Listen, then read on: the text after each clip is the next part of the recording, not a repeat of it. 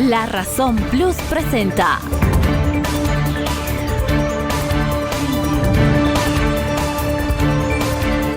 La Razón Radio, una manera distinta de contar las noticias y marcar el ritmo de ellas.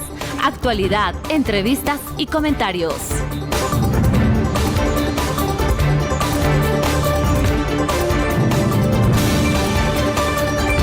Con ustedes, Rubén Atahuichi y Antonio Dalense.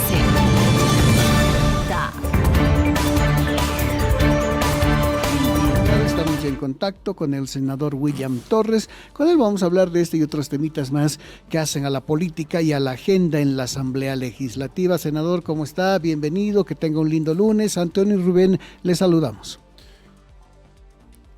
Antonio y Rubén, muy buenos días, gusto de saludarle. Buen día, senador. A ver, ¿qué es lo que ha ocurrido? Han sancionado la ley en la Cámara de Senadores, todavía no ha sido promulgada. ¿Conoce algunos datos, alguna información respecto de por qué finalmente esta ley no le ha llegado al presidente? Perdón, ¿de cuál de las leyes me pregunta Rubén? De la suspensión de las elecciones primarias. Esa ley ha sido sancionada el 14 de agosto, ahora estamos a 19, todavía no ha sido promulgada, a pesar de la urgencia que había para promulgar esta ley y obviamente también presiones de parte del Tribunal Supremo Electoral que decía, si no sancionan la ley hasta el 16, el 17 nosotros convocamos al tribunal o diría a las elecciones primarias. A esa ley me refería, senador. Gracias por darme referencias. Como es de conocimiento del pueblo de Bolivia, la semana pasada se sancionó ese proyecto de ley de suspensión de las elecciones primarias en el Senado, dando cumplimiento a lo que se estableció el acuerdo del 10 de julio. Este proyecto de ley sancionado, lo que se hizo, lógicamente, remitir al conocimiento del Ejecutivo para que el presidente pueda promulgar. Sin embargo, hubo la observación de que faltaba alguna firma de algún diputado, de alguna diputada, y creo que ese es el tema que se están buscando sancionar o solucionar, pero que ya la ley está sancionada. Lo que me llama poderosamente la atención es que en este caso nos exigieron tanta prisa, tanta celeridad para la sanción del tratamiento y la sanción de este proyecto de ley, y una vez sancionado, extrañamente no ha merecido el mismo tratamiento para su promulgación. El Tribunal Supremo de Justicia, electoral,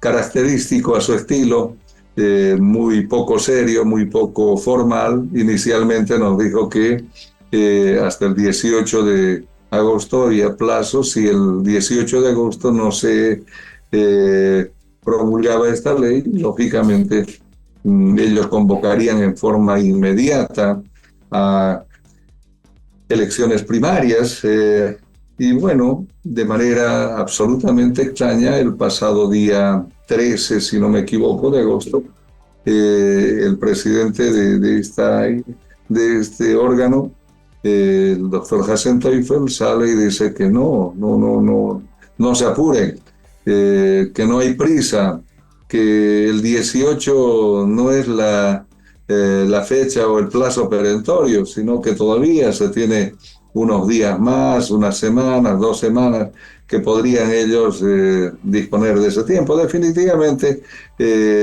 estas informalidades que han venido caracterizando al Tribunal Supremo Electoral, pues nos deja bastante extrañados. Creo que en adelante habrá que tomar en cuenta que todo lo que dice el Tribunal Supremo Electoral no reviste ningún grado de formalidad. Es preocupante esta situación, Rubén. Vamos a hablar de ese tema también. Sigamos hablando del tema. Tenemos ya al otro lado del diputada. Zoom. Le vamos a agradecer mucho las gentilezas que tiene siempre con nosotros, con La Razón Radio. Está la diputada Daisy Choque, ¿sí? Diputada, ¿cómo está? Bienvenida a La Razón Radio. Antonio y Rubén, le saludamos. ¿Cómo está, querido Rubén, querido Antonio? Muy buenos días, un saludo cordial a todos quienes nos escuchan a través de la radio La Razón, pues agradecida por la invitación. Estábamos con Rubén aquí pensando y acabamos de tener una entrevista también con el senador William Torres y decimos, ¿qué va a hacer ahora el MAS? ¿No es cierto? Evidentemente las elecciones primarias pudieron haber sido un escenario en el cual se dirima esta disputa que hay de liderazgos entre Luis Arce y Evo Morales, pero ahora no hay elecciones primarias, ¿sí? Y tienen un plazo que es el 5 de septiembre para mandar la nueva directiva elegida y después también tendrá que presentar ya un candidato. ¿Cómo zanjar, cómo dirimir, cómo salir de este momento en el que se encuentra el movimiento al socialismo, diputada? ¿Qué nos dice usted? Lastimosamente, nosotros en el 2016 hemos llevado adelante el Congreso. Acá en Montero, fíjese, ahora mismo estoy acá. 2016 diciembre significa que el 2018 en diciembre tenía que haber existido otro Congreso y así sucesivamente. Hasta ahora tenían que haberse llevado 4 congresos más, siendo orgánicos, respetando el estatuto y demás. Este respeto no ha existido, ¿no? Hemos llegado a estas instancias donde el señor Evo Morales prácticamente a través del último estatuto aprobado se declara líder vitalicio dentro del instrumento político, sin dejar la oportunidad y la opción a ningún otro compañero, compañera que pueda tener también tal vez la posibilidad de dirigir este instrumento. Ahora mismo tenemos un congreso que se ha llevado a cabo en el Alto el día 3 de mayo, donde firma prácticamente la mitad de la directiva, más las 3 organizaciones matrices, y acompañan más de 100 organizaciones, que ahora mismo no vamos a decir que está rechazada, pero sí observada, y estas observaciones entiendo yo de que el actual presidente de la Dirección Nacional, Robert García, debería estar trabajando para tener que subsanarlo y pueda ser de una vez reconocido. Caso contrario, vamos a tener complicaciones, ya que el Congreso que está siendo convocado por Evo Morales no cuenta con el reconocimiento por parte de las organizaciones matrices, tanto Única, Interculturales y Bartolina, reconocidas por el Ministerio de Autonomía, por el Ministerio de Trabajo y por el Tribunal Supremo Electoral. Entonces va a seguir siendo observado y esto nos lleva a un riesgo inminente incluso de tener que perder las siglas políticas por el incumplimiento, ya que se ha dado varios plazos al MAS y a todos los partidos políticos, y en este caso el Movimiento Socialismo no ha podido subsanar estas listas del directorio, aunque entiendo que en eso está trabajando nuestras organizaciones matrices y el señor Robert García, que es nuestro presidente de la Dirección Nacional. Ahora, ¿cómo se define la candidatura del movimiento al socialismo sabiendo que hay una ley en puertas que suspende las elecciones primarias? No hay otro espacio más que el Congreso. El otro día, y lo repetía también en la entrevista con el senador Torres, el viceministro Gustavo Torrico dijo que lo único que nos queda en el MAS, eso decía, es el Congreso para dirimir la situación, porque para las elecciones generales tendrán que definir un candidato. ¿O están esperando la situación catastrófica de que el Tribunal Supremo Electoral defina la situación del MAS? Y eso no es nada menos, nada más que anular la personería jurídica del movimiento al socialismo, diputada.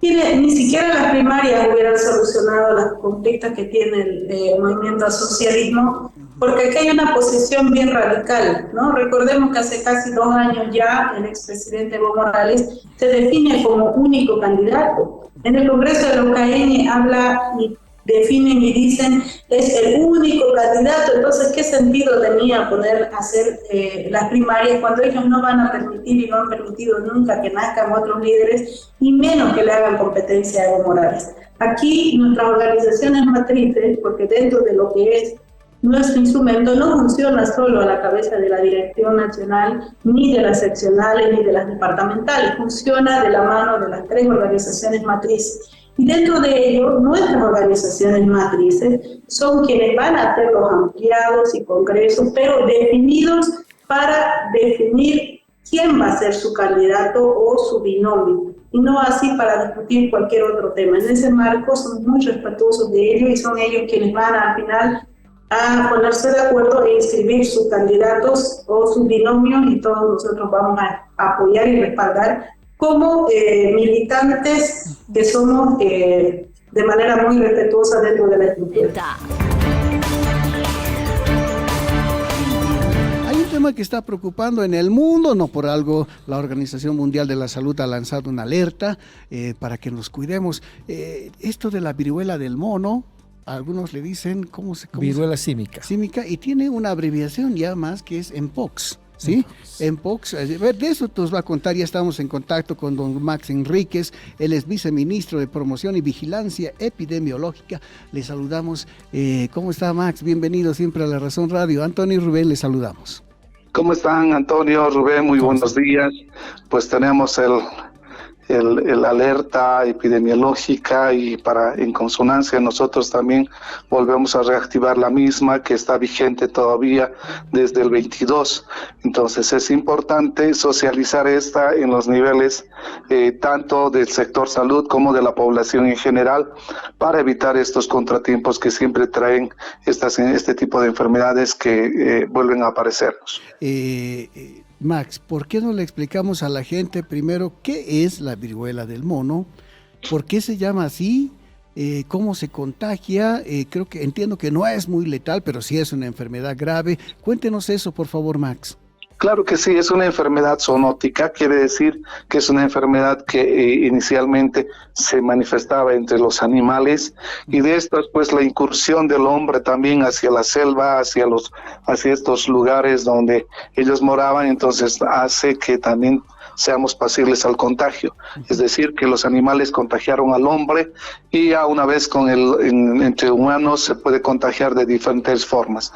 Es una enfermedad que se caracteriza por una erupción vesicular ampollar. Es una erupción que presenta estas ampollas que van inicialmente desde el rostro, desde la cara, para tomar hacia los pies, y también afecta a las palmas y las plantas de los pies. Es importante por algunas de las características que se tienen similitud con otras enfermedades.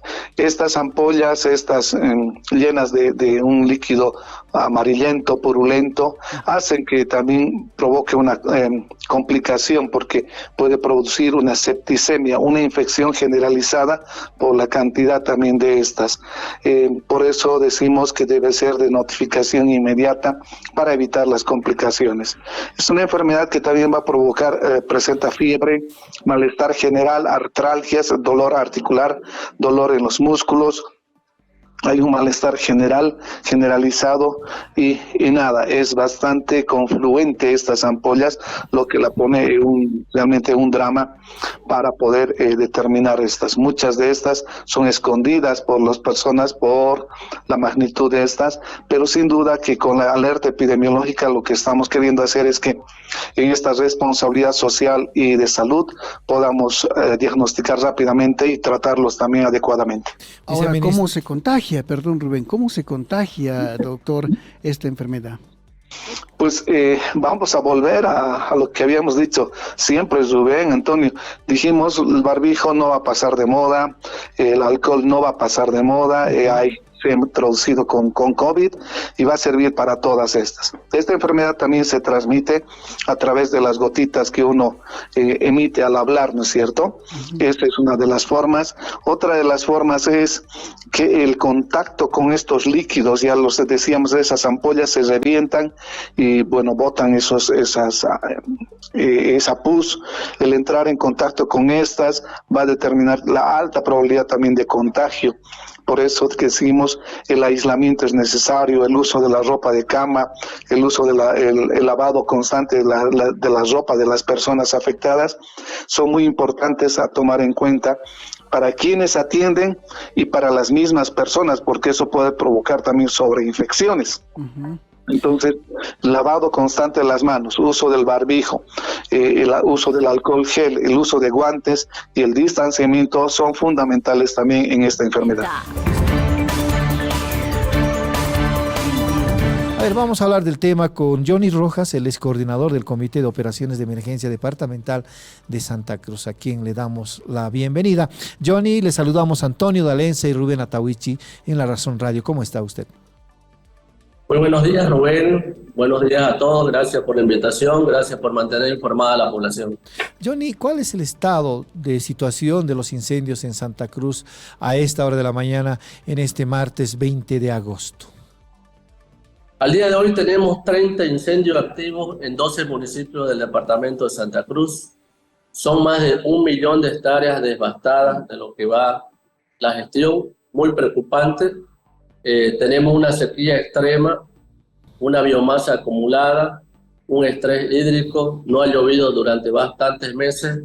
Entonces, la situación es crítica, similar o peor que el año 2019.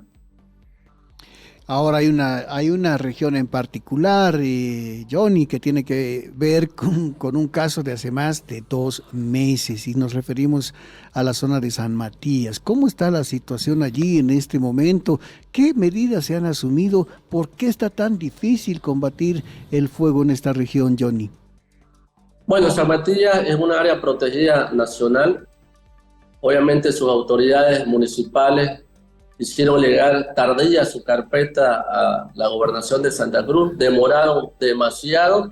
Sin embargo, el Viceministerio de Defensa, el grupo se crea, los bomberos de la gobernación, bomberos voluntarios, bomberos comunales están trabajando. Sin embargo, es un área boscosa de difícil acceso, por eso es que allá se ha pedido la ayuda del gobierno nacional para hacer descarga de agua en helicóptero.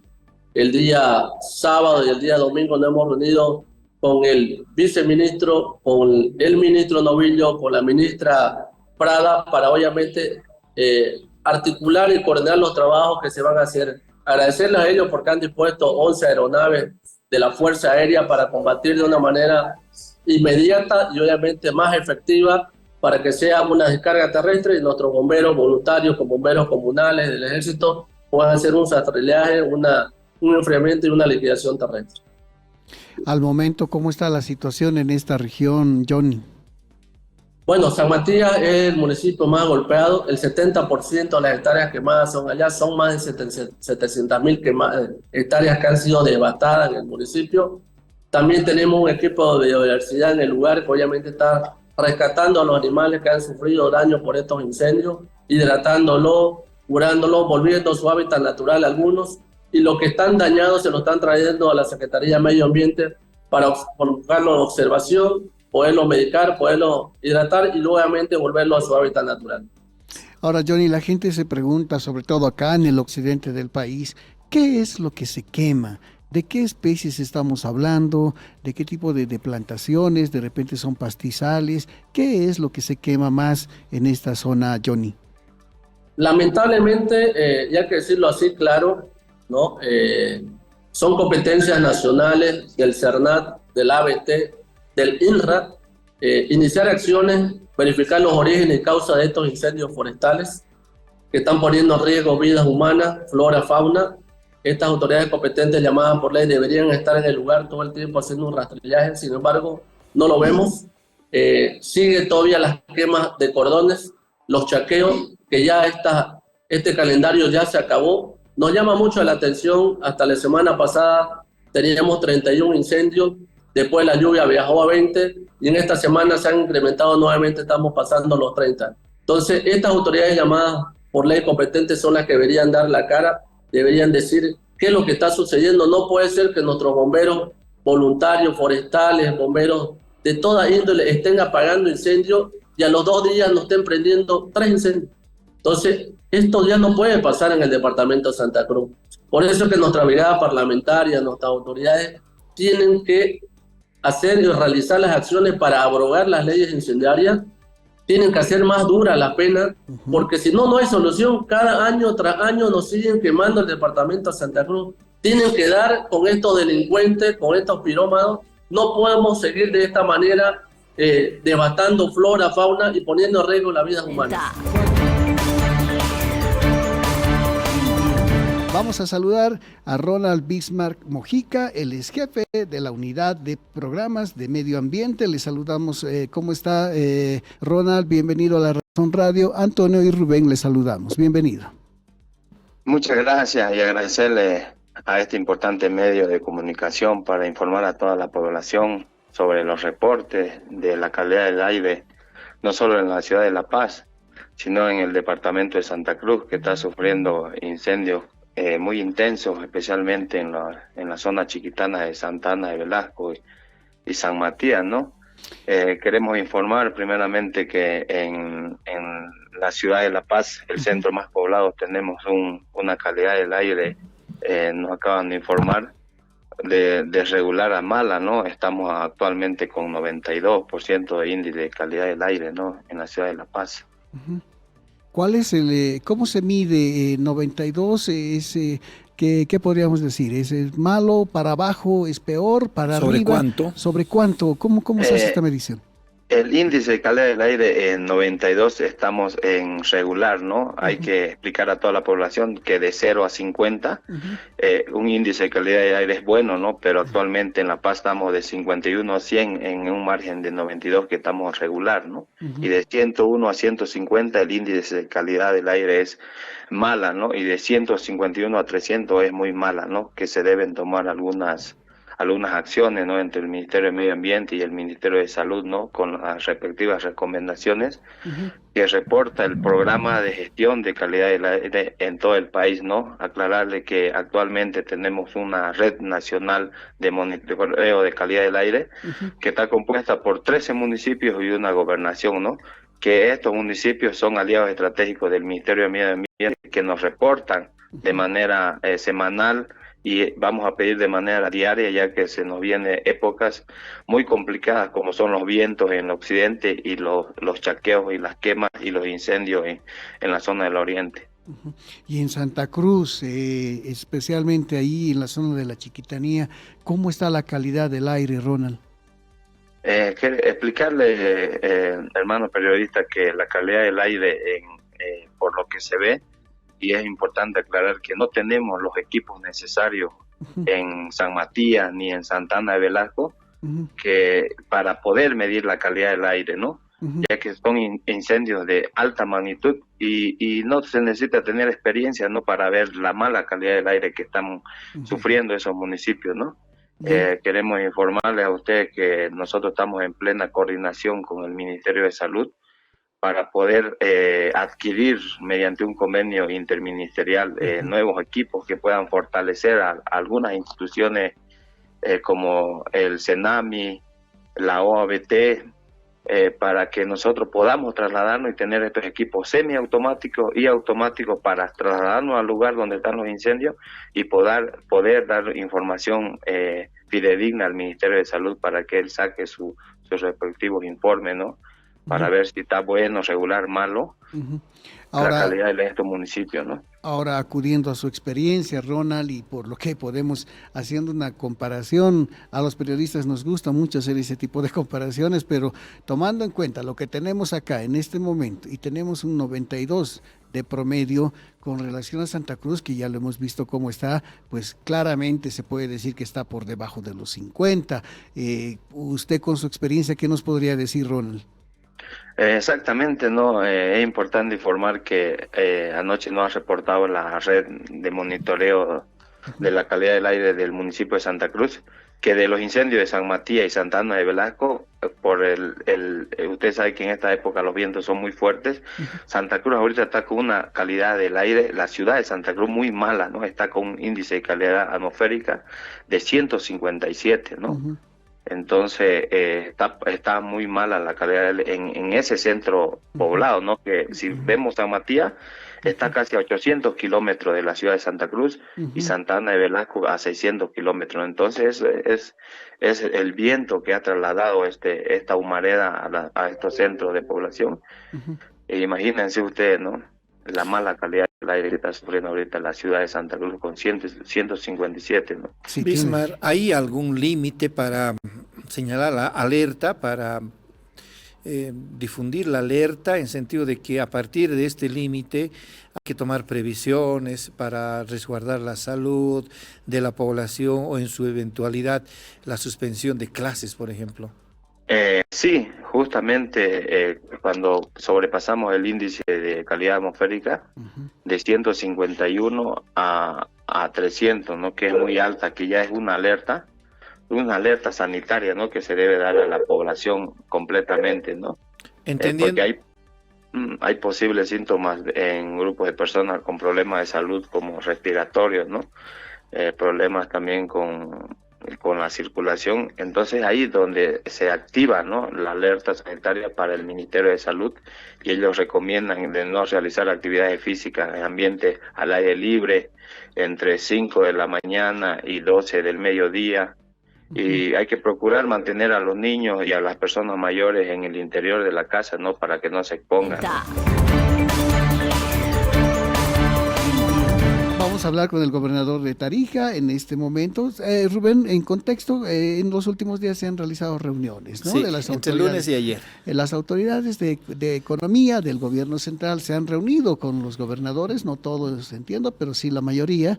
Y bueno, la idea es a ver cómo el gobierno central puede ayudar a las gobernaciones en este momento, también a superar difícil momento económico por el que están pasando. Se han llegado a unos acuerdos, todavía falta, es cierto, pero vamos a dejar que don Oscar Montes, gobernador del departamento de Tarija, nos cuente todo esto. Gobernador, ¿cómo está? Bienvenido a La Razón Radio. Antonio y Rubén, les saludamos. ¿Qué tal, Antonio? ¿Qué tal, Rubén? Un saludo a toda la amable audiencia del programa. Bueno, ayer hemos concluido una reunión más de ya varias que tenemos, donde le hemos planteado al gobierno una serie de medidas, una agenda de 12 puntos para tratar de ayudar en la crisis que está viviendo el país y que particularmente nos afecta pues a las gobernaciones a raíz de la caída de los precios o de las ventas más bien del gas natural por el agotamiento de nuestras reservas. Esta disminución es de manera sostenida desde el año 2018 a un ritmo promedio anual de 17%. Y claro, hemos recibido los techos presupuestarios para el próximo año 2025 y los mismos ya no nos permiten cuadrar nuestros presupuestos. Hay muchas obligaciones que las gobernaciones estamos asumiendo por herencia de la época prefectural, cuando el presidente de turno nombraba al prefecto a dedo y le daba tareas, pues, ¿no?, para aquí en las regiones para que le haga un mandado, le haga otro mandado. Y resulta que desde el año 2004 esas tareas se han ido prolongando, se han ido repitiendo en las leyes financieras con la puesta en vigencia de un artículo de la ley financiera del año 2004. Las gobernaciones hemos aceptado aquello en la medida en que había los recursos y no había mayor problema en cumplir esas tareas que no son competencia de los gobiernos departamentales, sino del gobierno nacional. Por ejemplo, el pago de un bono vacuna a los trabajadores del Ministerio de Salud. Un pago de prediario a todos los presos que están en nuestros departamentos. Un pago que se realiza por el título de bachiller, cuando, que te digo, nosotros lo podríamos hacer a un costo 4 veces menor, porque la mayoría de las gobernaciones tienen sus propias imprentas. Entonces, este tipo de distorsiones competenciales ya no las podemos soportar, y ese ha sido el inicio de la conversación con el gobierno. Y claro, ante la constatación de que el gobierno tampoco tiene cómo asumir esas responsabilidades, hemos empezado a plantear pues algunas soluciones de fondo, ¿no?, que nos permitan ir resolviendo ya de manera estructural el problema. Así que eso lo hemos planteado y bueno, el resultado de aquello es que ya tenemos algunos acuerdos que en principio tienen que ver con la administración del presupuesto, del plan operativo, el manejo de nuestras propias cuentas, que son administrativas pero que ayudan mucho a evitar la burocracia y los viajes innecesarios hasta La Paz para poder administrar de mejor manera la autonomía. Ya en temas estructurales hemos llegado a acuerdos para refinanciar las deudas que tienen las gobernaciones, y es así de que ya se está trabajando con las deudas con el FNDR y se ha abierto más bien la posibilidad para trabajar también las deudas con los recursos del TGN. Así que en eso tenemos avances, estamos trabajando en ello. Hay todavía muchos temas pendientes que los vamos a seguir trabajando la próxima semana. Gobernador, ayer le hemos escuchado decir a los medios de comunicación que hay avances, pero que no estaban del todo contentos. ¿Por qué, gobernador? Porque todavía hay temas estructurales que necesitamos resolverlos, ¿no? Por ejemplo, en el tema del prediario, cada gobernación tiene que pagar 8 bolivianos por cada día a cada preso que tiene en el departamento. Y la realidad es de que los presos aumentan cada día que pasa. Y la población carcelaria en estos momentos está en 280 por encima de la capacidad de las cárceles. Y nos han pedido ya que ampliemos cárceles, que construyamos nuevas cárceles. Pero nosotros creemos que esa no es la solución. La solución es tener una política para atender a la gente que está presa. Por ejemplo, no se le puede dar pues el mismo recinto, el mismo régimen a un joven que por cuestiones de crisis no pudo pagar la pensión de su hijo y que esté en mismas condiciones que un asesino, violador, confeso, o de un narcotraficante. Entonces, tenemos necesidad de aplicar políticas diferenciadas para intentar la reinserción, pues, de todos los que han tenido la mala suerte de caer en la cárcel. O sea, no se trata de seguir pagándole, de seguir construyendo cárceles, sino se trata de ver cómo resolvemos este tema, porque es creciente el problema. Así que ese es un tema estructural que lo vamos a tratar con el ministro de Justicia, el ministro de Gobierno, el día 29 de agosto. Lo mismo pasa con salud, ¿no? O sea, no se trata solo de decir, bueno, ya no tengo plata para pagar el bono vacuna, que no sé por qué razón tenemos que pagar nosotros a los empleados del Ministerio de Salud, que no tienen ninguna relación laboral con nosotros. Le pagamos un bono vacuna, le pagamos un bono refrigerio, cuando aquí no tenemos ni siquiera le damos un vaso de agua a nuestros propios empleados. Entonces, esas distorsiones pues son las que se tienen que acabar, ¿no? Que son la herencia de la época republicana y prefectural. Saludamos entonces a don Joel Callaú, gerente de comercialización de YPFB. Joel, ¿cómo está? Bienvenido a La Razón Radio. Antonio y Rubén, les saludamos. Muy buenos días, Antonio y Rubén. Buenos días a toda la población. Y bueno, estamos prestos a poder informar a la población acerca de esto, que es la importación de combustibles líquidos para consumo propio. A ver, cuéntenos, Joel, ¿cuál es el trámite? ¿Cómo tiene que hacer lo que decía Rubén una empresa si quiere importar su propio diésel, por ejemplo? Existen dos escenarios para una persona natural o jurídica que quiera realizar la importación para consumo propio. El primer escenario es cuando una empresa ya haya tenido un registro ante sustancias controladas y una autorización como grande consumidor ante la Agencia Nacional de Hidrocarburos. Esto lo facilita en disminuir el tiempo en el que se realiza el trámite en la mitad, vale decir 5 días hábiles administrativos. Para el caso de los que no tengan un certificado GRACO o no tengan un registro ante sustancias controladas, tiene una duración de 10 días hábiles administrativos. Pero ¿cómo comienza esto? Esto comienza a través de la solicitud ante YPFB de una emisión de una nota de no objeción para la importación de combustibles líquidos para consumo propio. Una vez se tenga esta nota de no objeción, se tienen que dirigir ante la Dirección General de Sustancias Controladas y realizar el registro como un importador de combustibles en el país. Y posteriormente a esto, dirigirse ante la ANH para ya solicitar una resolución administrativa que le permita realizar la importación de estos carburantes al país. Joel, ahora, ¿cuántas empresas en este momento están haciendo ya su propia importación? ¿Cuántas tenemos en trámite y cuántos interesados? De repente en estas reuniones que han tenido ustedes con el sector privado, seguramente hubo más interés. La finalidad del taller es poderles mostrar las facilidades que se tienen para realizar la importación y poderles explicar cuál es el procedimiento, cuáles pueden ser los proveedores, cómo se puede realizar el almacenaje, todo esto que tal vez no lo tenían a la mano anteriormente y se les ha podido explicar. Hemos recibido y hemos tenido la retroalimentación de las personas que tienen interés con relación a esto.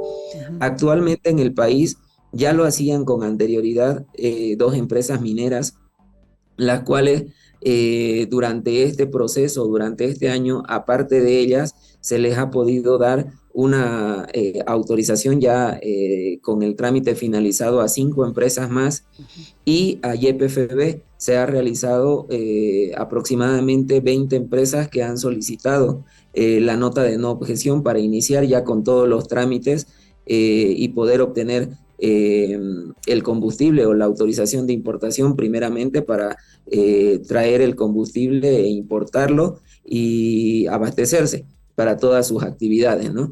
En un total estamos como que 27 empresas son las que han hecho esta solicitud.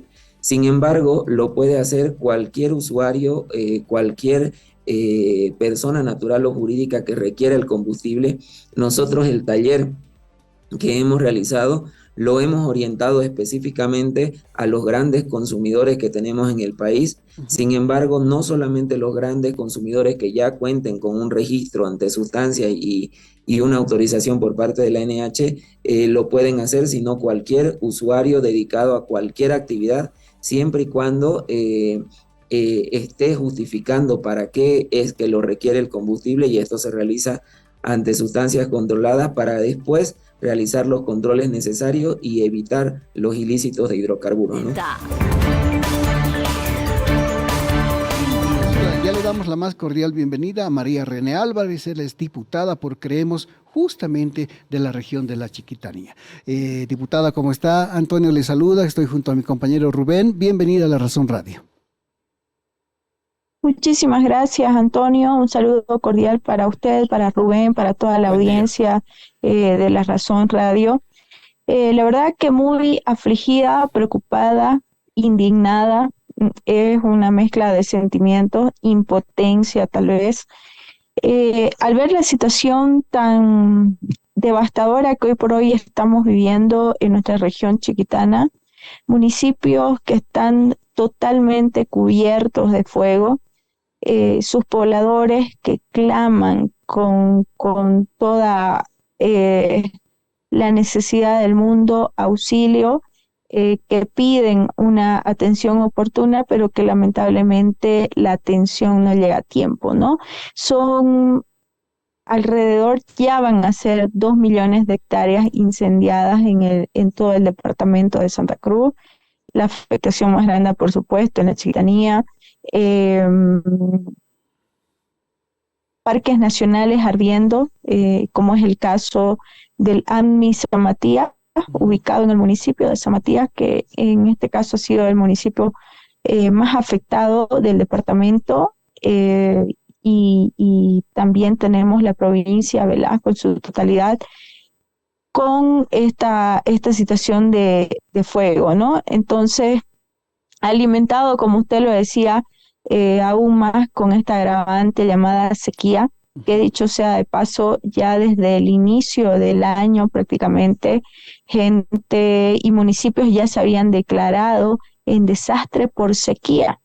Imagínese, entonces esto ya te daba un panorama, al menos en la parte técnica, para poder accionar de manera preventiva ante los incendios forestales, porque evidentemente tenés este alimento, combustible o como se lo quiera llamar, por el suelo que está totalmente seco, pasto seco, y que esto forma prácticamente, como dije ahorita, el combustible para los incendios forestales. Entonces era de lógico, de hecho, que a la primera chispa este fuego no lo paraba nadie. Por eso era necesario, muy necesario, hacer el trabajo preventivo. Y ahí es donde nosotros hacemos el llamado a los municipios, a la gobernación y al gobierno central. Su trabajo totalmente nulo, sin ningún tipo de coordinación, sin ningún tipo de preocupación, a mi criterio, para prevenir el desastre que se viene y que hoy por hoy estamos viviendo, ¿no? Diputada, hay imágenes muy fuertes, que yo, siendo del lugar, obviamente conociendo las características, conociendo a la gente, a los distintos pobladores del lugar, como anoche, por ejemplo, se reunieron en una localidad que se llama Santa Ana de Velasco, que es un municipio declarado Patrimonio Cultural de la Humanidad por la UNESCO.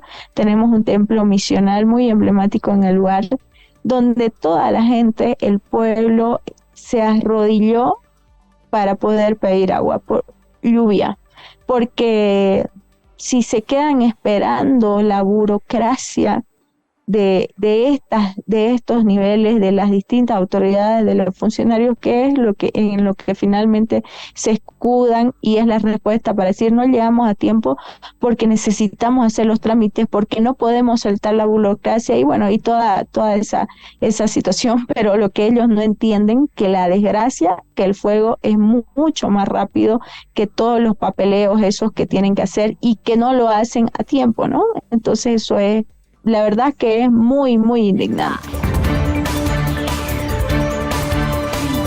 Ya estamos en contacto con Gustavo Ávila, él es vocal del Tribunal Supremo Electoral. Con él vamos a hablar sobre ya la presentación de las preguntas para el eventual referéndum del 1 de diciembre. Alcanzaremos a hacer referéndum y elecciones judiciales, seguramente ya sopesado el Tribunal Supremo Electoral, por lo menos de manera preliminar. Vocal, buen día, ¿cómo está? Les saludamos Antonio Dalenzi y Rubén Atahuichi. Antonio, Rubén, es muy buen día, es un gusto conversar con ustedes. Buenos días, ha debido ya leer las preguntas, ¿qué le parece? ¿Qué ajustes hay que hacer? ¿Qué se necesita para hacer los ajustes? Una vez respondida seguramente la carta del presidente Luis Arce por parte del Tribunal Supremo Electoral, ¿cuál será el procedimiento? Por favor, nos puede explicar, vocal. Rubén, Antonio, yo quiero que antes de responder a tu pregunta y conversar como siempre lo hacemos, me permitas unos minutos para contestar a dos senadoras que el día de ayer intentaron presentar, creo yo, una denuncia, una falacia, etcétera, sobre el tema de que hubiéramos contratado una empresa venezolana para realizar el empadronamiento. Yo te voy a quitar 2 segundos en realidad adelante, para emitir un criterio rotundo, contundente. Bien, estas senadoras lo que deberían haber hecho es presentar una sola prueba, una, de que nosotros hubiéramos realizado alguna contratación. No la tienen, no la van a tener, porque el Tribunal Supremo Electoral no ha contratado ninguna empresa. Es el Ceresi el que está realizando el empadronamiento a través del personal del Ceresi que realiza el empadronamiento masivo en los 9 departamentos. No entendemos. No llegamos a entender cómo es posible que en el primer día de empadronamiento y en la primera actividad de estas elecciones judiciales se trate de empañar este proceso con esas denuncias falsas. Pedimos mucha más responsabilidad y principalmente compromiso con la democracia. Quería tomar esos minutos para poder Vamos a aprovechar para hacerle un par de preguntas más respecto de esta situación. Primero, ¿han formalizado ustedes una respuesta contundente a este par de senadoras o simplemente están respondiendo a través de los medios de comunicación? Porque es cierto, cuando alguien denuncia, tiene que presentar pruebas y hasta incluso podría ser susceptible de alguna acusación ante la justicia, porque no se puede hablar a libre albedrío, vocal. Hemos hecho ayer fue la denuncia, nos hemos manifestado en medios de comunicación, hoy día a las 10 de la mañana estamos convocados a sala plena, y en sala plena vamos a tocar ese punto y vamos a dar en realidad una respuesta institucional sobre esto. Ahora, mediar un proceso electoral de la tal forma en la que se está haciendo, utilizando una denuncia falsa, no corresponde y no representa en la realidad la responsabilidad de una autoridad nacional, en el caso de las senadoras. Yo les pido mayor compromiso con la institución, háganos las consultas que quieran, que crean necesarias, pueden asistir a los centros de empadronamiento como senadoras, verificar si los ciudadanos están inscribiendo o no, acompañar el padrón. Yo creo que ese es el trabajo responsable, verificar para después dar un criterio, pero no de ninguna manera lanzar denuncias falsas ante los medios de comunicación tratando de empañar este proceso. Ahora, vocal, cierto, si hay alguna duda respecto de un hecho en alguna entidad, se puede permitir que se equivocó una determinada fuente, pero inventarse una noticia, inventarse un hecho para acusar a un ente de la naturaleza que es el Tribunal Supremo Electoral nos parece no irresponsable, hasta delincuencial. Tendría ese tinte, sí, tendría ese tinte vocal, pero es que la política nuestra, Rubén, en la política, y le comentamos, seguramente lo sabe el vocal también, todos los días, vocal, tenemos este tipo de denuncias que después salen hoy, ¿sí?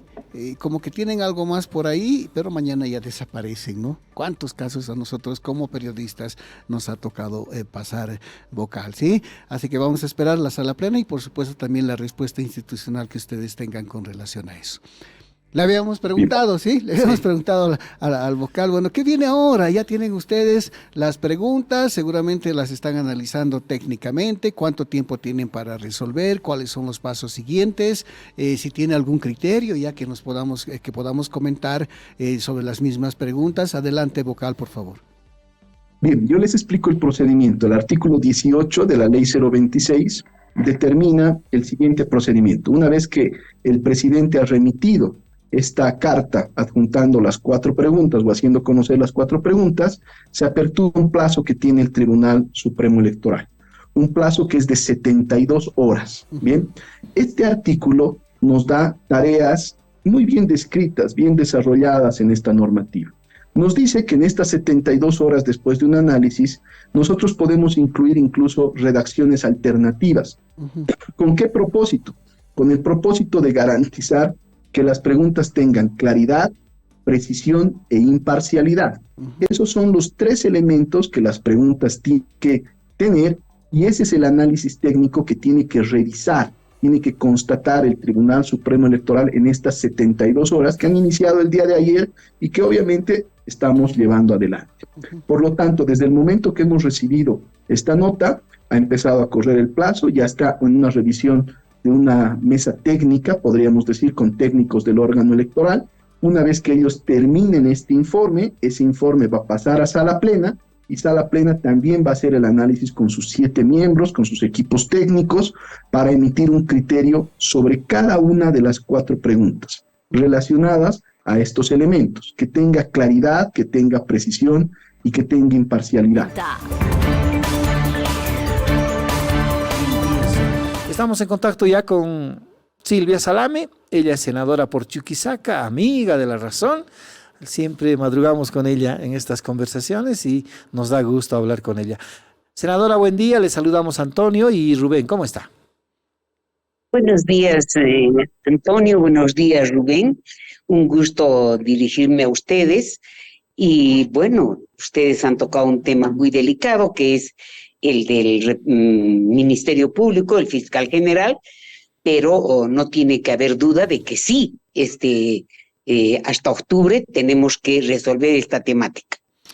No tiene que pasar lo que pasó con las elecciones judiciales, no podría pasar, senadora, que otra vez lleguemos al 23 y de repente tengamos que decirle, señor, quédese unos días nomás o un tiempito más. A diferencia de los magistrados ¿sí? y consejeros, esta es la responsabilidad de la Asamblea Legislativa. Plenamente. Si la oposición o el oficialismo quieren fiscal, tienen que ponerse de acuerdo. Más la oposición que cuestiona la labor de la Fiscalía. También el oficialismo que cuestiona los vaivenes del fiscal general. Así es, senadora. Esta vez sí o sí tiene que darse como usted nos dice. Evidentemente, Rubén, en el caso del fiscal general, creo que va a ser más llano el camino. ¿Y por qué? Primero porque en realidad no se tienen que hacer listas para que vaya a otro órgano, ¿no? En primer lugar. En segundo lugar, de ninguna manera se puede dar la prórroga ni la autoprórroga, porque la ley del Ministerio Público es bien clara, ¿no? Señala que en caso de ausencia del fiscal general, deberá asumir la fiscalía el fiscal del distrito del Chuquisaca. Entonces, el día que cumpla la función la Anchipa es chao, no existe posibilidad. Por eso mismo, pienso que como se sabe que no hay lugar a la autoprórroga ni a la prórroga, todos van a viabilizar la elección del fiscal general. Esa es la situación, Rubén. Ahora, ¿cuáles son los pasos que hay que seguir, senadora? Ya está la ley, ha bajado, ha subido la ley, todavía no está lista, pero después de la ley, ¿qué procede, senadora? Bueno, hoy día el Senado tiene que considerar la observación que ha realizado diputados, porque nosotros hemos sido Cámara de Origen. El senador Ticona presentó un proyecto, yo hice observación a 7 artículos y de manera consensuada sacamos una ley más sólida que, digamos, la ley del órgano judicial. Entonces, se supone que hoy va a darse curso a esa observación, se va a aprobar esa, que en realidad es un solo artículo el que ha sido cuestionado en la Cámara de Diputados, y luego de eso ya la sancionará senadores y la mandará al Ejecutivo para la promulgación. Ese es el trámite en cuanto se refiere a la ley. Ahora, la ley, el proyecto de ley que se supone que va a ser ley hoy o mañana, establece 45 días para este proceso. Y este proceso está dividido en primer lugar, la convocatoria, luego tiene que venir la presentación de las postulaciones, luego hay que hacer el análisis de lo que es la meritocracia y también la formación académica, y luego ya los que estén habilitados con un mínimo deben ir a optar a la prueba oral. La prueba oral tiene una puntuación bastante alta, y los que tengan un mínimo de 130 en total podrán ir a la lista que va a preparar la Comisión de Justicia Plural para remitirla al Pleno de la Asamblea. Es la Asamblea la que va a decidir quién va a ser el nuevo fiscal general. Estamos en contacto ya con Robin Justiniano Merubia. Él es jefe nacional de asuntos judiciales de la ABT, de la Autoridad de Fiscalización y Control Social de Bosques y Tierra. Anteayer, cuando hablamos con Johnny Rojas, el coordinador de la gobernación, coordinador de operaciones de emergencia de la gobernación de Santa Cruz, decía que la ABT y la Autoridad del Bosque no hace nada por frenar. CERNAP. Hoy han visto rebasadas sus capacidades. A ver, ¿qué respuesta tiene esta oficina en relación a los incendios? Robin, buen día. Les saludamos a Antonio y Rubén. ¿Cómo está? ¿Cómo está Antonio? ¿Cómo está Rubén? Y a los amigos que nos escuchan a través de La Razón Radio. Y obviamente a toda la población boliviana para informarles del trabajo que sí está realizando la ABT. Sí, no los vemos, dijo el funcionario de la gobernación de Santa Cruz. ¿Dónde estarán? No los vemos, no se ve su actuación contundente en estos incendios, decía. ¿Qué está haciendo la ABT en este último tiempo en relación a los incendios que ya ayer nos decía la diputada María René Álvarez que ya van a llegar a las 2 millones de hectáreas? La ABT, dentro de su competencia establecida para obviamente iniciar sus acciones, es la de fiscalizar y sancionar. A veces existe un malentendido en que creen que la ABT va a hacer mitigación de fuego, va a socorrer a damnificados o a personas que necesiten. Nosotros nos basamos en la competencia específica de la ABT, y es muy importante precisar esta situación, Rubén y Antonio, porque primeramente no he escuchado la entrevista del señor Johnny de la gobernación. Sin embargo, se tiene muy buena relación y coordinación, al menos en los procesos penales, en el nivel sancionador del ABT, con el secretario de Justicia de la gobernación y con el gobernador directamente a través de nuestro director ejecutivo. ¿Cuál es el trabajo del ABT? El trabajo del ABT es sancionar a aquel infractor en el proceso administrativo. Y estamos desarrollando a la fecha en esta gestión 246 procesos administrativos de inicio de quema ilegal. En el proceso penal, que es el tema sancionador de delitos, esto incumbe a quien ocasionase un incendio establecido en el artículo 206 del Código Penal. En esta razón tenemos a la fecha 23 de agosto de 2024 un total de 51 procesos iniciados por la ABT, de los cuales la gobernación se ha adherido como a 12 o 14 ya de estos procesos, se ha adherido a la denuncia presentada por la ABT. ¿Cuál es la situación de estos procesos? Tenemos una persona con detención preventiva, tenemos 2 recursos de apelación, tenemos procesos iniciados que no es de competencia directa de la ABT, pero lo hemos logrado iniciar con la afectación a reserva forestal y áreas protegidas. También hemos desarrollado dentro de esta situación patrullajes rutinarios con la policía, porque nosotros no estamos para la foto, nosotros somos gente de acción, de campo, y lo establece en cada medio de comunicación, en cada entrevista o en cada nota periodística, siempre existe este chalequito en el monte, trabajando justamente en razón de prevenir los incendios. Este patrullaje que hace la ABT tiene resultados y le voy a dar una primicia. El día de ayer, del patrullaje rutinario con la policía boliviana en San Ignacio de Velasco, en la comunidad San Vicente B, se logró aprender a 5 personas, iniciando un juego con ya afectación bastante grande dentro de la comunidad que afectaba incluso a otras comunidades campesinas vecinas. Es decir, se tiene aprendido a la fecha y se está la toma de declaración informativa policial ante el fiscal. La fiscalía admitió la denuncia de la ABT, estas 5 personas, para llevarla ante el juez cautelar. ¿Qué hacemos aparte de estos procesos? Iniciamos un proceso de socialización a las comunidades campesinas, a los pueblos, a los entes privados como Fegasacruz, ANAPO, indicando cuándo estaba establecida la prohibición de quema de la ABT. Robin, antes que pase a otras consideraciones, ¿nos puede ampliar la información respecto de estos 5 aprehendidos en San Vicente, en San Ignacio, por favor? ¿Qué estaban haciendo estas 5 personas? ¿Eran agricultores o eran personas que estaban provocando el fuego de manera malintencionada? Es necesario precisar que la ABT ha prohibido con resolución expresa desde el 1 de agosto toda quema. La Razón Plus presentó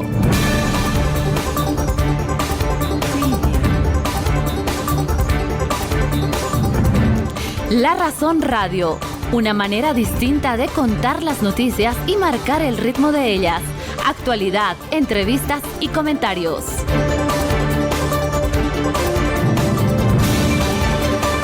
Estuvieron con ustedes Rubén Atahuichi y Antonio Dalense.